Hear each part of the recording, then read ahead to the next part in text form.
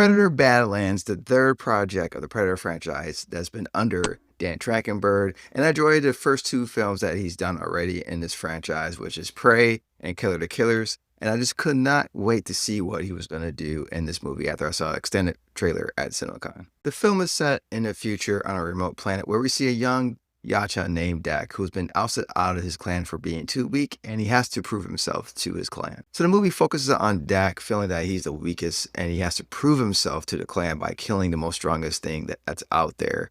It's a coming-of-age kind of film, and the journey is him starting at his weakest point, and you go through the journey with him until you find that he's actually strong.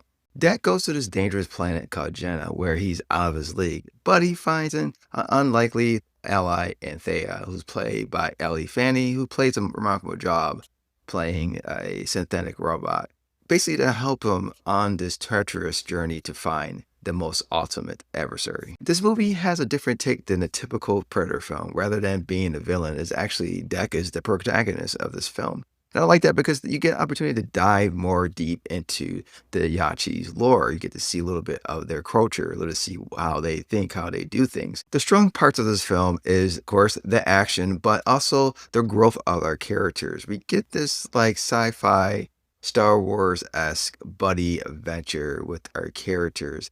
And you see them, they have to basically learn how to work with each other. You have those moments where you get the witty comedy from the characters as well, but they all have their own arc, and you see them go on this journey together. Like I said, the action was fantastic, and some of the stuff is very gnarly, and is a lot of like gore and stuff like that, but the blood is not red. It's basically synthetic robots getting beat and creatures getting beat up. So long as it's not red blood, it would keep the PG-13 rating. So there's a lot of action in this film. It's very nonstop at times. It starts off with an awesome action piece, and it keeps going and going. And finally, the visuals, the music, and the sound design just felt epic, and you just can't help just get sucked into this world and just enjoy what you're watching on the big screen. As I said before, this is not your typical Predator film, and I can see pure Predator fans may not like this film because the Predator is not the villain, he is the hero. Showing emotion, you don't see him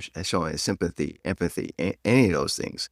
Something I've never saw before from a Predator. I have to score this film 4 out of 5 snacks. Trachtenberg has revived this franchise, and I just can't wait to see what he does next.